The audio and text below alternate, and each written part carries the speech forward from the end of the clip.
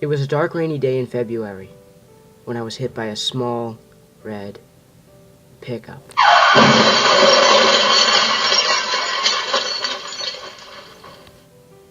February 15th.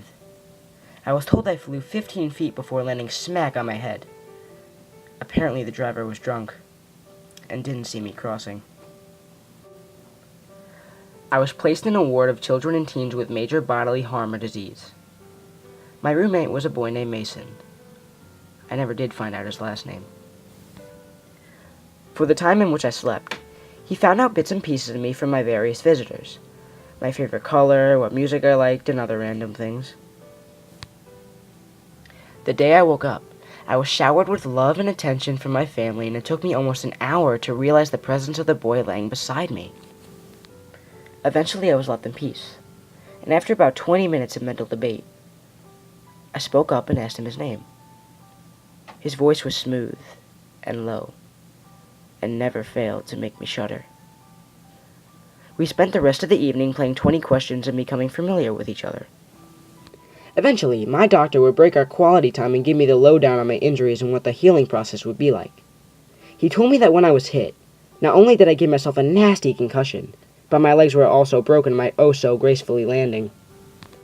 They said I had a 60% chance of ever walking again. We became close instantaneously.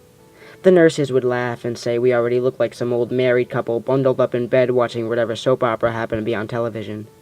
Mason would just flash me his trademark grin while I blushed and buried my face in his chest. We both had our good days and our bad ones, Mason and I. On a particularly tough day of treatment for him, we both lay together with him trembling in my arms.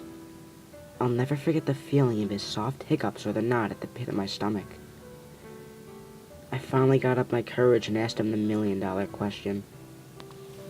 He had Hodgkin's disease. I don't think either of us slept that night. While my legs were transitioned from cast to braces, Mason's chemotherapy began. However, without fail, when I'd come back frustrated or in tears over a difficult session of therapy, he'd be right there to comfort me with soothing words and reruns of I Love Lucy. Over the weeks, the chemo began to take its toll. His brown curls thinned to almost nothing. Dark circles took permanent residence under his eyes, and his skin turned as pale as snow. As my legs grew stronger, the day I was released no longer seemed like something to look forward to. The day we decided to shave his hair was the day I broke down. I told him I would do anything, give blood, bone marrow, anything to make him better faster. But he just shot me a smile that instantly made me melt and wiped my tears away. 60%. Mason had a 60% chance of beating his demons. Same as me. On May 12th, I was officially released from room 104.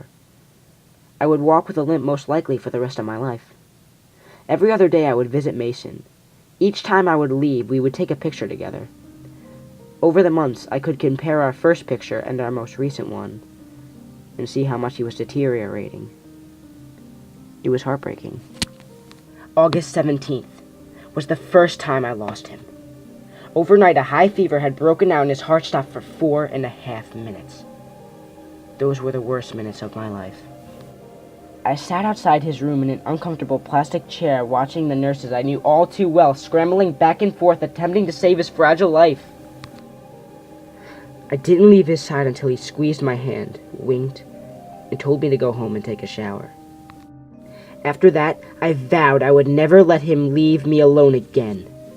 I guess the odds weren't in Mason's favor, for by the time Thanksgiving came around, he was almost a skeleton. But I didn't care. He confided me in that night, accepting the fact that his time was almost up and promising to wait for me on the other side. I begged him not to go, but he just slightly shook his head and rubbed soft circles into my back. He wasn't going to survive to see Christmas. That was 2 months ago.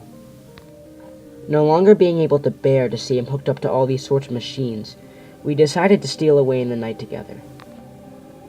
I bundled him up and we drove away in my mother's car until we arrived at an old cabin my family would stay in during the holidays.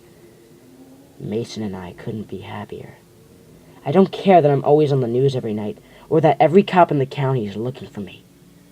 All I care about is being with Mason forever. Even if his flesh is crawling with maggots and beginning to peel off his bones. Even if the smell of his rotting cadaver never fades from my skin. His lips are still warm at night, and he often whispers sweet secrets into my ear before we sleep. No one, not the police, doctors, or anyone else can ever separate us. I'm ready for them when they come. I made sure to bring the sharpest scalpel I could find when we left the hospital. But until then, I'll lay in Mason's arms, or at least what I think were once his strong appendages, and we'll talk all night until he takes me away. We'll be together forever.